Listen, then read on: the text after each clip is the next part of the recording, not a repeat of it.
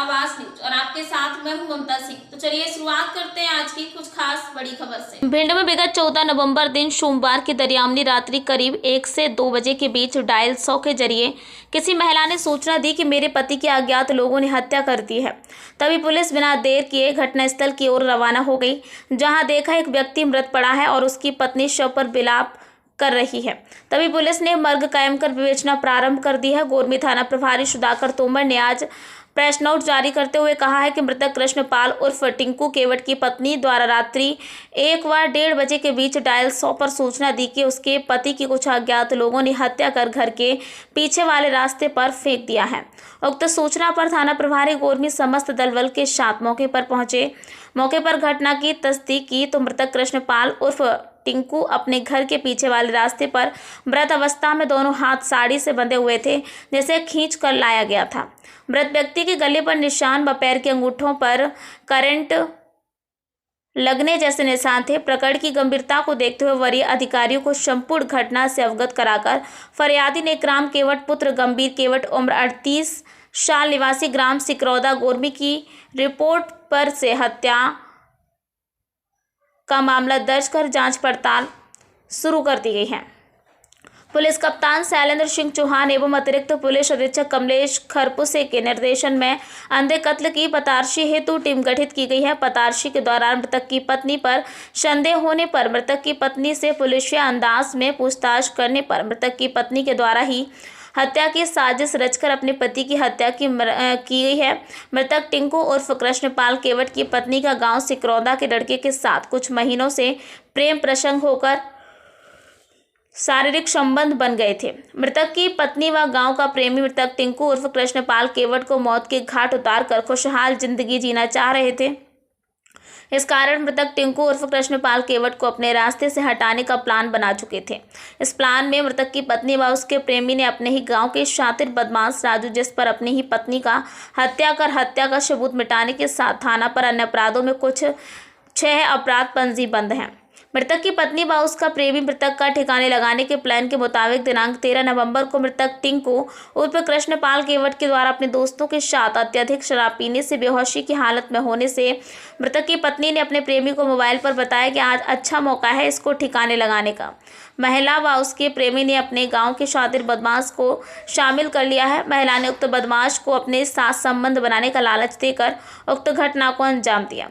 उक्त दिनांक को मृतक अत्यधिक नशे में होने के कारण बेहोशी हालत में अपनी चारपाई पर सो रहा था। मृतक की पत्नी व गांव के शातिर बदमाश के साथ मिलकर उसके पैर व गला चारपाई से बांधकर उसके पैरों में करंट जब तक लगा रखा जब तक वह मर नहीं गया। प्लान के मुताबिक मृतक टिंकू उर्फ कृष्णपाल केवट को क्वारी नदी में लाश को ठिकाने लगाना था, इसलिए मृतक की पत्नी व शातिर बदमाश लाश को ठिकाने लगाने के लिए घर के पीछे वाले रास्ते से ले जा रहे थे। तभी किसी की आहट सुनकर घबराकर वहां से भागकर अपने घर चले गए। बाद में गांव के लोगों के द्वारा शोर करने पर मृतक की पत्नी पहुंचकर रोका और फर्जी ड्रामा करते हुए डायल 100 को पुलिस से सूचना दी है। मृतक की हत्या करने में शामिल बिजली का तार, एक रस्सी, 3 मोबाइल जब्त कर आरोपियों को सलाखों के पीछे भेज दिया है। इस अंधे कत्ल का खुलासा करने में गोरमी थाना प्रभारी सुधाकर सिंह तोमर, उप निरीक्षक मनीराम नादिर, शव निरीक्षक देवेंद्र सिंह भदौरिया, प्रधान आरक्षक कौशलेंद्र सिंह, मनीष सिंह, शिव कुमार तोमर, पंकज शुक्ला, विकास शर्मा का विशेष योगदान रहा। अखंड आवाज न्यूज के लिए जय मिश्रा की रिपोर्ट। बताइए सर, जो सिकरौदा में अंधा कत्ल हुआ था, क्या मामला था वो? एक्चुअली 14 की रात को मतलब 12-1 बजे के बाद महिला का फ़ोन आया है, मृतक की महिला का फ़ोन आया है कि मेरे पति की कुछ लोग हत्या करके इसको घर के पीछे डाल गए हैं। इस पर से तत्काल वहाँ पहुँचे तो छानबीन की तो वहाँ पर मृतक व्यक्ति पड़ा मिला, जिसका नाम टिंकू उर्फ कृष्णपाल था, जो मृतक महिला का पति था। उसकी देखने से गले पे एक निशान था, जिसके लग रहा था जैसे कि फांसी लगाई गई उसको, और पैरों पे एक करंट के निशान थे। इसके देखते हुए उसकी छानबीन की गई।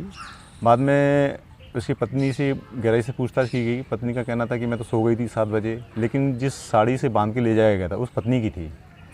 इस पर से उससे संदेह और गहराता गया। उससे बारीकी से और कड़ाई से पूछताछ की तो उसने एक्सेप्ट किया कि उसने अपने प्रेमी, गाँव का एक प्रेमी था, उसके साथ जो उससे उम्र में कम से कम 7-8 साल 10 साल वो छोटा है, उससे प्रेम करती थी। उस और उसके साथ शरीर संबंध भी बन गए थे, क्योंकि उनका उस प्रेमी का आना जाना था घर में। तो साथ रहने के लिए उन्होंने एक गहरी साजिश रची, जिसके तहत उन्होंने एक साजिश में गांव का शातिर बदमाश था, जिसने आज से 13 साल पहले अपनी पत्नी की हत्या भी करके उसका सब ठिकाने लगाया था। तो उन्होंने उसका सहयोग लेके, एक साजिश था, उसका सहयोग लिया, और जो प्रेमी था वो उस घटना दिनांक कहीं बाहर चला गया था और फ़ोन से पूरी उसको उस घटना को अंजाम दिया।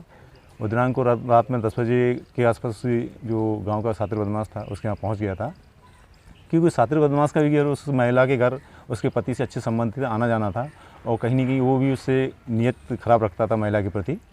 तो उसने उसको लालच देके कि आपस में संबंध बनाने के संबंध में, तो उस रात में उसको बुला के उसको, क्योंकि वो उसका पति दारू पीता था, वो काफ़ी गहरे नशे में था और सो गया था, तो इसको चारपाई से बांध दिया और गले को उसमें चारपाई में बांध दिया और पैर को बांध के उसको करंट लगाया। करंट जब तक लगाते रहे जब तक वो मर नहीं गया पूरी तरह। उसके बाद वो आपस में बैठे रहे, दोनों ने आपस में संबंध भी बनाए, और फिर उसके बाद उसको एक्चुअली जैसे प्लान के मुताबिक इसकी बॉडी को कि नदी में डालना था, इसको मतलब छिपाना था। तो उसको बॉडी के जब ले जा रहे थे, उठा नहीं पा रहे थे, तो उसको खचेर के उसके साड़ी से दोनों हाथ बांध के उसको खचेर के ले गए। और जब खचेर के ले जा रहे थे उसी समय घर के पीछे से रास्ता है, एक वहाँ महिला थे, उसने अपना दरवाज़ा अचानक खोला, तो दरवाजे की आहट सुन के उसको बॉडी को छोड़ के वहीं से भाग गए। इस तरह उनकी जो प्लानिंग थी, प्लानिंग आधी हो पाई, पूरी नहीं हो पाई। अगर इसको सबको ठिकाने लगाना था। इस तरह तीनों आरोपी को गिरफ्तार कर लिया गया है, और जिसमें जो शातिर बदमाश गाँव। वक्त हो गया एक छोटे से ब्रेक का। ब्रेक के बाद फिर से हाजिर होंगे ऐसी कुछ खास बड़ी खबरों के साथ। तब तक के लिए नमस्कार।